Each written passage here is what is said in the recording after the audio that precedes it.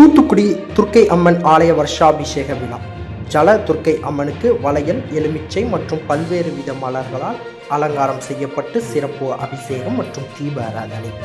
இதில் ஏராளமான பெண்கள் பங்கேற்று வயநாடு நிலச்சரிவில் பலியான பொதுமக்கள் ஆன்மா சாந்தியடையவும் உலக நன்மை வேண்டியும் சிறப்பு தியானம் மற்றும் பூஜை நடைபெற்றது.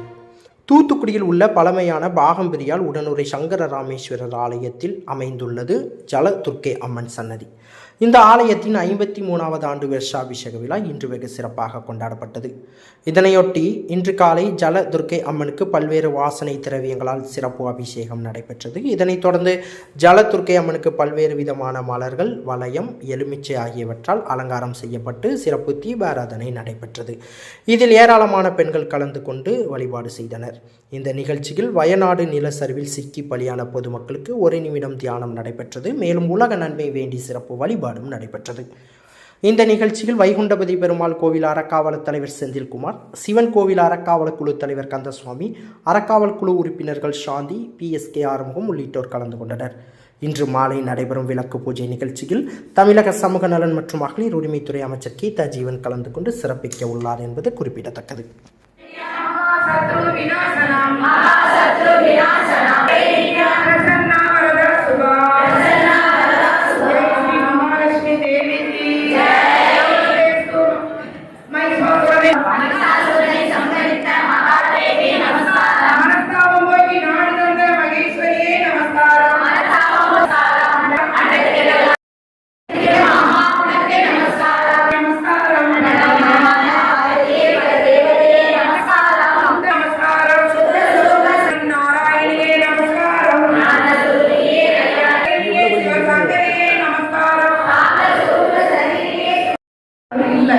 சிவனிலேயே சக்தி இல்லை, சக்தி இல்லையே சிவனில்லை.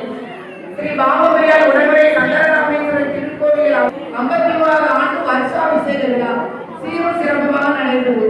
இதில் ஒரு சில வார்த்தைகள் பேர் சொல்லுங்கள். பிரத்யட்ச துர்காம்பிகையின் 50 இன்று காலையிலே துர்கா ஹோமங்கள் எல்லாம் வெகு சிறப்பான முறையிலே நடைபெற்று கொண்டிருக்கின்றோம். இருந்தாலும் நிகழ்ச்சிகள் நல்ல முறையில் நடைபெறுவதற்கு அனைவரது ஒத்துழைப்பு சொன்னாங்கல்ல, நிர்வாகம், ஆலயத்தினுடைய அர்ச்சகர்கள், அதே போன்று ஆலயத்தினுடைய அறங்காவலர்கள் எல்லோருடைய ஒத்துழைப்பு, இது எல்லாத்தையும் அரவணைச்சு எல்லோருக்கும் நமது சமூக நலத்துறை அமைச்சர் மாண்புமிகு கீதா ஜீவன் அவர்கள் எல்லோருக்கும் இந்த விழாவானது நல்ல முறையிலே நடைபெற வேண்டும் என்று அன்பு கட்டளை இருக்கின்றார்கள். அதன்படி நல்ல முறையிலே இந்த நிகழ்வானது இங்கே நடைபெற்றுக் கொண்டிருக்கின்றது. மாலை திருவிளக்கு பூஜைக்கும் வருகை தந்து சிறப்பிக்க இருக்கின்றார்கள். இந்த நல்ல நேரத்திலே எல்லோரும் சேர்ந்து நாம் பிரார்த்தனை செய்யக்கூடிய ஒரு நிகழ்வு என்னவென்றால், இந்த கேரள தேசத்துல எல்லாரும் நிலச்சரிவுல ரொம்ப பாதிக்கப்பட்டிருக்காங்க.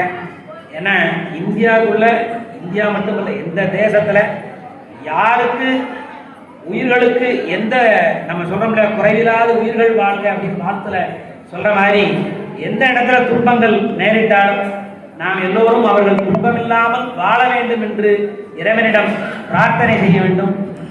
ஒரு நிமிடம் எல்லாருமா சேர்ந்து, ஏன்னா நிறைய இடங்கள்ல அதிகமா மழை பெஞ்சிட்டு இருக்கு.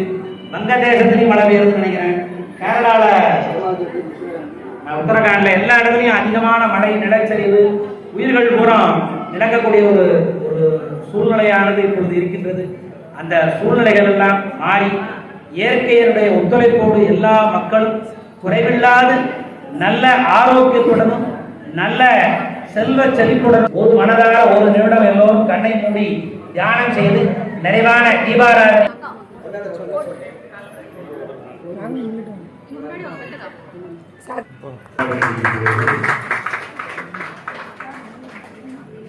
இங்கே பாருங்க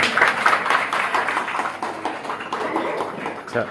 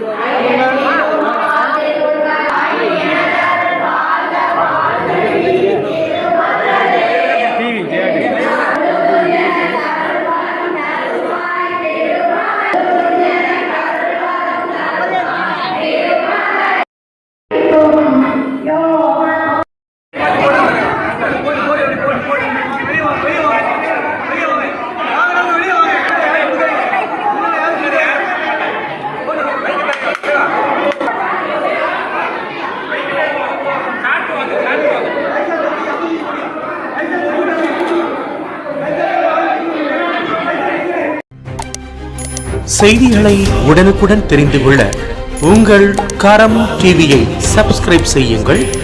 அதோடு பெல் பட்டனையும் கிளிக் செய்யுங்கள்.